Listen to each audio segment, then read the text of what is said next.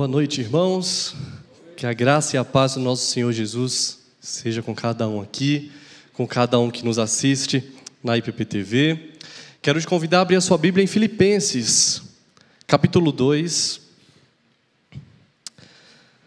Filipenses, capítulo 2, a partir do verso 5. Gostaria de falar com os irmãos sobre o tema a humilhação na vida cristã. Talvez você esteja pensando assim: eu saí de casa, enfrentei um trânsito de São Paulo para ouvir sobre humilhação. Será que não era melhor ouvir sobre prosperidade? Ouvir sobre bênção, sobre conquistas, né?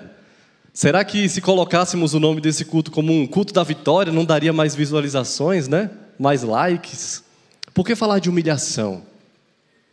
Eu creio, irmãos, que ao olharmos para a vida de Cristo, para a sua trajetória, para o seu momento de humilhação, não existe outra forma de se deparar com isso, a não ser nos humilhando diante do Senhor.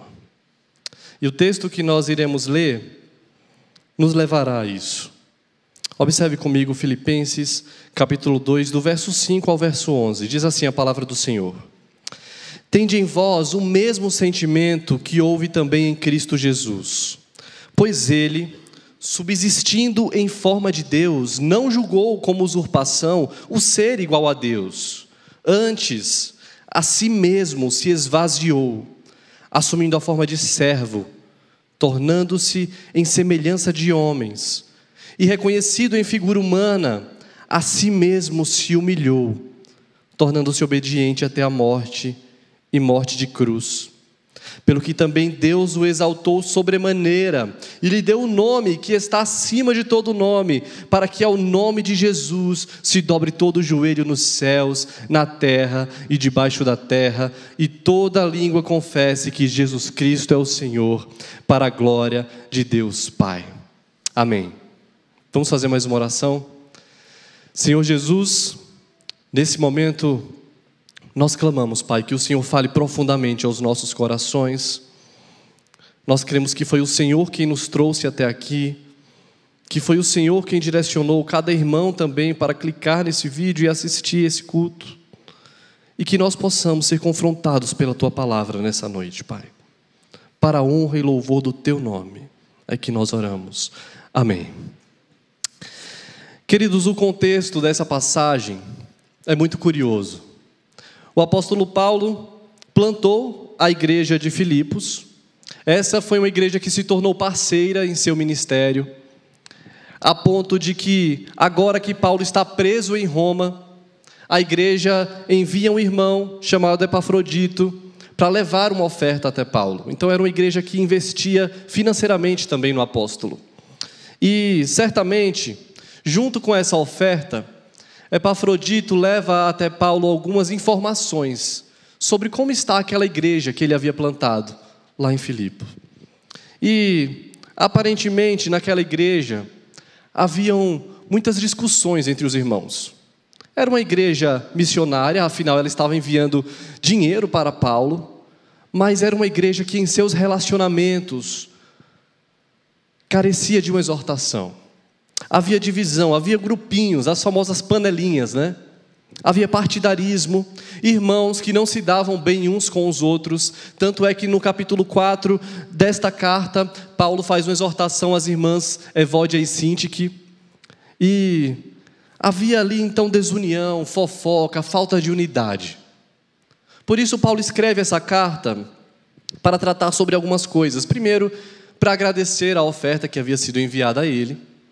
Mas ele também escreve essa carta para exortar aquela igreja sobre esse assunto, o assunto dos relacionamentos interpessoais. E ele trata sobre esse assunto de uma forma bela, teológica, apresentando Cristo. Em meio à confusão, à discussão, em meio às brigas, Paulo diz: olhem para uma coisa, olhem para Cristo, olhe para o ministério de Cristo, olhe para a vida de Cristo. E certamente isso constrangeria o coração daquela igreja. E é assim que ele inicia o verso 5, falando para aqueles irmãos: tende em vós o mesmo sentimento que houve em Cristo Jesus. Ele, sendo Deus, subsistindo em forma de Deus, não julgou como usurpação o ser igual a Deus. É como se ele dissesse àquelas pessoas: Cristo é o nosso modelo, e a solução para todos os nossos conflitos, a solução para as nossas brigas, a solução para os desentendimentos, para a desunião, é olhar para Cristo. Olhe para Ele. E isso serve para nós também, irmãos. Alguém te feriu, alguém te machucou na caminhada cristã, por algum motivo você já teve um desejo de vingança no seu coração. Essa pessoa merece ouvir umas coisas. Já passou isso na sua cabeça? Você já sentiu em algum momento vontade de dar o troco, pagar na mesma moeda e dizer: rapaz, só assim essa pessoa vai aprender. Ela precisa que eu pegue firme com ela.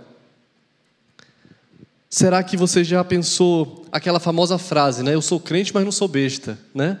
Eu vou dar meu jeito, não vou ficar por baixo. Em algum momento você já teve esse sentimento de vingança? Olhe para Cristo. Esse não foi o sentimento de Cristo. Por isso Paulo diz a eles: tenham o mesmo sentimento que houve em Cristo Jesus. Eu sei, irmãos, que ninguém gosta de se humilhar. Eu sei que ninguém aqui, conscientemente, logicamente, aceitaria um convite para a humilhação. Mas o Evangelho, ele é contracultural. O Evangelho nos traz propostas completamente diferentes desse mundo. O mundo diz assim: se valorize, se ame, se coloque em primeiro lugar, busque o seu sucesso. Quem é mais forte é aquele que fala mais alto. O que importa é vencer uma briga. O que importa é ir até o fim na discussão e sair por cima, sair vitorioso. Quando o Evangelho nos diz assim: seja manso, humilde de coração como o Senhor Jesus. Zele pela unidade da igreja. Ame o seu irmão. Considere os outros superiores a si mesmo. É completamente diferente. E por isso Paulo apresenta o exemplo de Cristo Jesus, que é o próprio Deus, mas não reivindicou todos os direitos que teria sendo Deus. E se humilhou. É como se Paulo dissesse assim: se Jesus, sendo Deus, se humilhou, por que o homem insiste em se ensoberbecer? Por que o homem insiste em zelar tanto pelo seu nome? Se Deus se humilhou, você também, em nome da unidade, em nome do amor, em nome do Evangelho, precisa quebrar o seu orgulho, precisa quebrar este coração vaidoso e se humilhar diante de Deus. Paulo está dizendo aqui, irmãos, que na vida cristã não existe espaço para vanglória. A vida cristã é uma vida de humildade diante desse Deus, diante desse Jesus que se humilhou por nós. Então eu quero compartilhar com vocês 3 características de alguém que se humilha. Em primeiro lugar, quem se humilha se esvazia. Em segundo lugar, quem se humilha serve. E em terceiro lugar, quem se humilha será exaltado. Olhe comigo o verso 7. Depois de Paulo convocar os irmãos a terem o mesmo sentimento que houve em Cristo Jesus, ele diz assim que Jesus Cristo, no verso 6, subsistindo em forma de Deus, não julgou como usurpação ser igual a Deus. Então no verso 7 ele diz: antes, a si mesmo se esvaziou. Ele não foi esvaziado, irmãos. Não houve alguém que tirou Jesus do trono. Não houve alguém que de alguma forma tirou a honra de Cristo. Ninguém teria poder para fazer isso. A si mesmo se esvaziou. Não há ninguém que tem poder para esvaziá-lo, mas o próprio Senhor Jesus decide se esvaziar, se humilhar por amor da humanidade. E de que forma ele faz isso? De que forma ele se esvazia? De que forma ele se humilha? Através da encarnação. o Deus dos céus, você já parou para pensar nisso? O Deus que os céus dos céus não pode contê-lo, decidiu encarnar, vir à terra como um homem. Esse Deus tão poderoso decidiu andar e viver entre nós. Decidiu se esvaziar, e isso não significa que Jesus deixou de ser Deus para se transformar em um homem, não é isso. Isso seria uma grande heresia. Ele, além da sua natureza divina, decide tomar agora uma natureza humana completa. Ele sempre foi Deus, Ele é Deus e Ele sempre será Deus. Mas Ele decide ser essa pessoa, uma única pessoa com essas duas naturezas, divina e humana. Berkhof diz que esse estado de humilhação de Cristo consiste em Jesus ter posto de lado a sua majestade, como soberano Criador do universo, e se humilha e vem ao mundo por nós. O Evangelho é chocante, meus irmãos. Pensar nisso é chocante. Deus se humilhou. Mas a nossa realidade também é chocante. Nós nos ensoberbecemos. Mas quem somos nós? Por que tanta vaidade no nosso coração? Por que tanta competitividade entre nós? Por que tanto desentendimento? Por que tanto orgulho? Tim Keller escreveu um livro chamado Ego Transformado. E ele trata sobre isso e diz assim, que o ego sempre dói. O ego dói. O ego vive o tempo inteiro chamando a atenção para si. E isso todos os dias. O tempo inteiro exige que sejamos avaliados de como somos tratados. É comum reclamarmos que alguém feriu os nossos sentimentos. Tim Keller diz, mas os sentimentos não podem ser feridos. É o nosso ego que se sente machucado. É o nosso eu, a nossa identidade. Os sentimentos continuam ótimos. É o ego que dói. E ter o nosso ego ferido, irmãos, dói.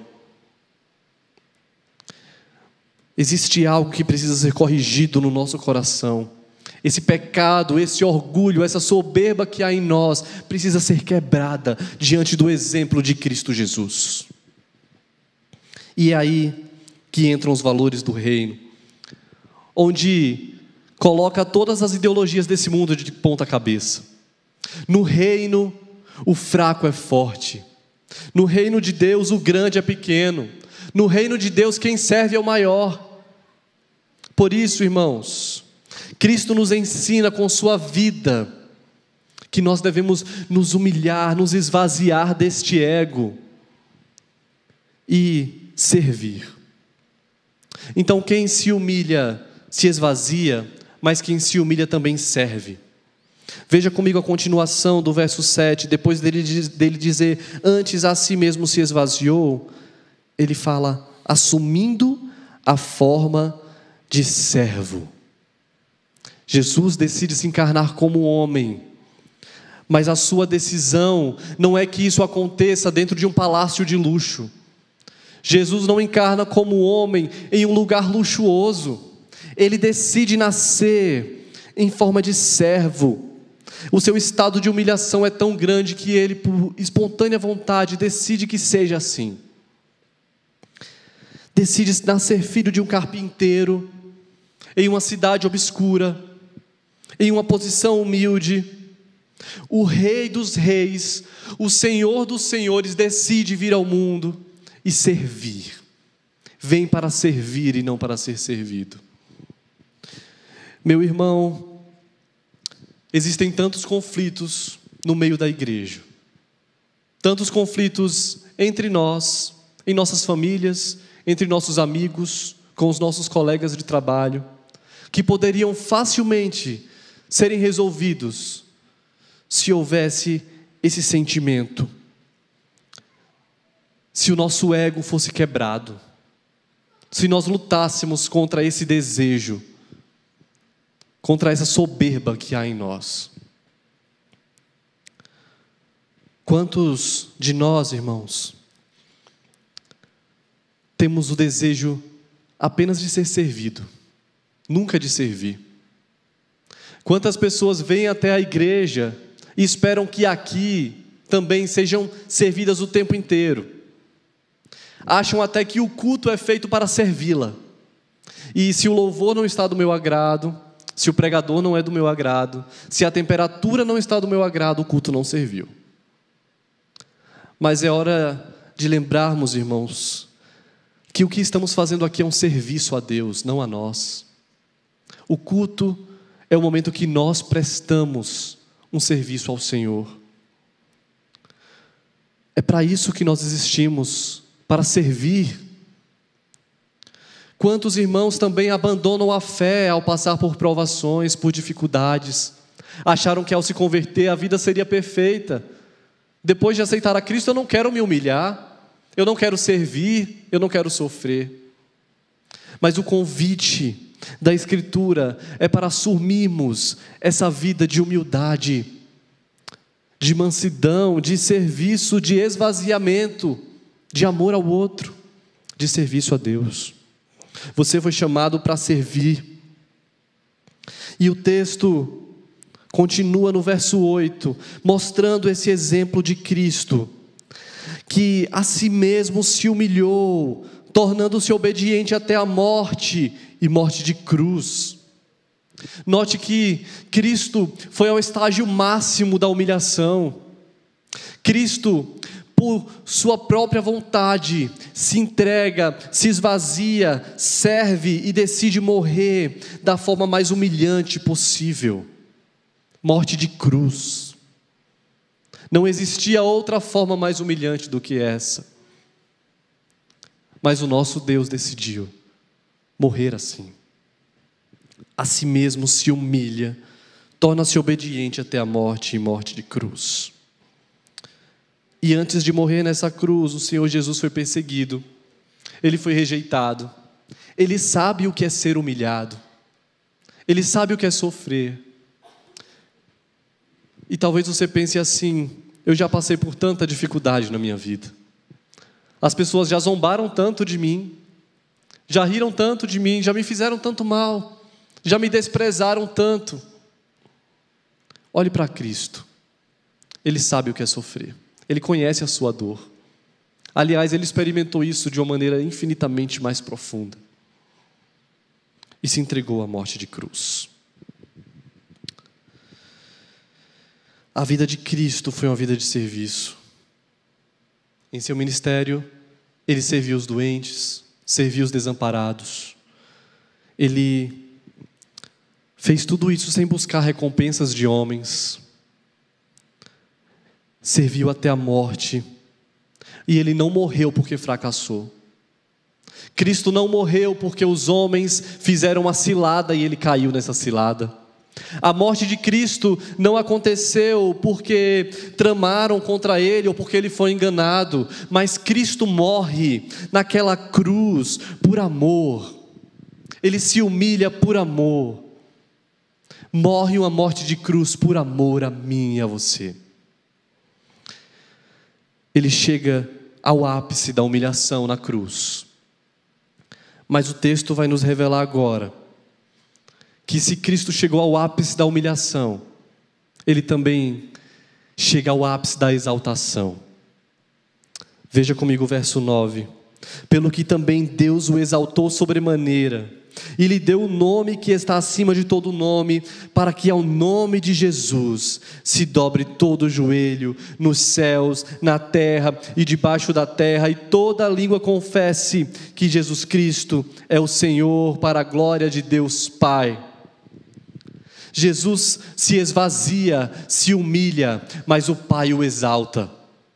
Depois de passar por tamanha dor, por tamanha humilhação, por tamanho sofrimento, o Pai exalta o Filho sobremaneira. Essa exaltação acontece com a sua ressurreição em um corpo glorioso. Essa exaltação também acontece quando Ele ascende aos céus e se senta no trono ao lado de Deus Pai. E quando Deus lhe dá esse nome, que está acima de todo nome, no qual os anjos, os homens, os demônios, todos um dia se curvarão diante dele. Diante daquele que um dia foi zombado, diante daquele que um dia foi traído, foi humilhado e desprezado. Um dia todo joelho se dobrará. Ao olhar, queridos, para a trajetória de Jesus, para a pessoa de Jesus Cristo, ao olhar para a sua humilhação, para a sua exaltação, o nosso coração pecaminoso, vaidoso, orgulhoso, precisa se humilhar, precisa se quebrantar, precisa reconhecer a nossa pequenez, a nossa necessidade de Deus, a nossa necessidade de liberar perdão, a nossa necessidade de nutrir a unidade. Se você se humilhar, se você servir, se você ter esse sentimento, o mesmo sentimento que houve em Cristo Jesus, pode ter certeza que o Pai também te exaltará. É promessa dele. A promessa não é que o seu chefe vai te exaltar, não é essa a promessa. A promessa não é que você vai ganhar uma estrelinha no seu trabalho e que ninguém mais vai te perseguir, te ridicularizar, rir da sua fé. Não é essa a promessa. A promessa não é que o seu melhor amigo vai te elogiar para todos publicamente e você será exaltado pelos homens. Não é essa a promessa. A promessa também não é que a sua família fará isso por você. Não. Quem vai te exaltar é o próprio Deus. No dia em que Ele escolheu, no dia que Ele nos levar, seremos exaltados junto a Ele. Aquele que se humilhar será exaltado, mas aquele que se exaltar será humilhado. Essa é a promessa do Senhor. E eu quero concluir, queridos, te lembrando que, apesar de relembrarmos essa trajetória de Jesus, vemos o quanto Ele sofreu, vemos o tamanho da sua dor, vemos o quanto Ele recebeu os escárnios dos homens. Eu quero te lembrar que, durante toda a história da humanidade, Ele continuou sendo Deus. E esse é o nosso Deus. O Deus que se humilha, por amor morre numa cruz, mas é exaltado e hoje está no seu trono, assim como o reverendo Samuel falou aqui. Ainda que Ele tenha sofrido por tudo isso, Ele continuou sendo Deus. E talvez você conheça pessoas que hoje zombam de Deus, negam a existência de Deus, ridicularizam a sua fé. Mas essas pessoas um dia precisarão confessar que Jesus Cristo é o Senhor para a glória de Deus Pai. Não existe opção, não há outro caminho. Todo homem fará isso. Aqueles que não fizerem durante a sua vida, aqueles que não fizerem isso espontaneamente, livremente, terão que fazer isso no dia do juízo. Terão que reconhecer que Jesus Cristo é o Senhor. Todo joelho fará isso. Todo joelho se dobrará diante desse Deus. Por isso, queridos, a hora de olhar para Cristo é agora. A hora de resolver os conflitos é hoje. A hora de desapegar desse coração vaidoso é agora. Nesse mundo, nessa terra, tudo que você buscar, toda glória, toda riqueza, todo reconhecimento, é vão, vai passar.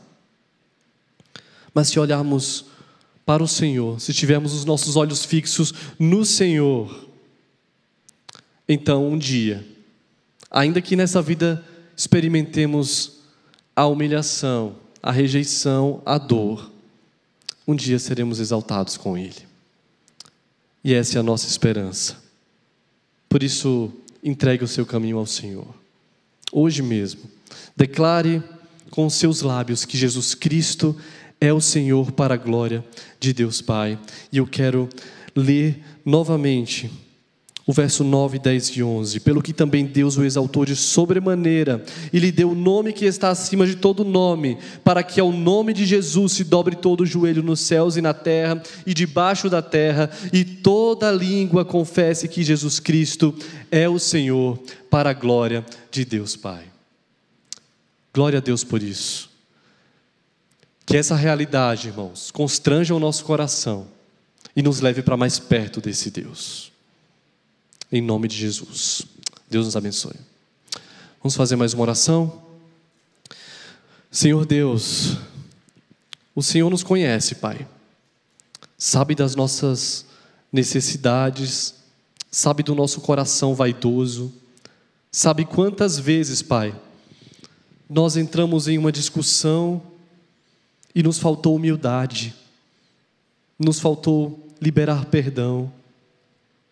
Que em nome de Jesus, Pai, ao olhar para a Tua santa palavra, ao aprender mais de Ti, que foi manso, humilde de coração, que se humilhou naquela cruz por amor a nós, nós também possamos nos humilhar aos Teus pés. Declarar, Pai, que nós precisamos que o nosso coração tão pecador seja quebrado e transformado, Jesus. Nós não queremos buscar neste mundo, nesta vida, os aplausos dos homens. Não queremos ser reconhecidos pelas pessoas, Deus. Mas nós queremos ser conhecidos pelo Senhor. Queremos viver para o Senhor. Até que um dia, Pai, toda essa luta, toda essa batalha, toda essa humilhação terá um fim. E viveremos eternamente contigo. Estaremos para sempre ao teu lado, Pai, dando honra, glória e louvor ao nome que está acima de todo nome. Nos ajuda nessa caminhada, Deus. Nos transforma, nos molda ao teu caráter, para a honra e glória do Senhor Jesus. Amém.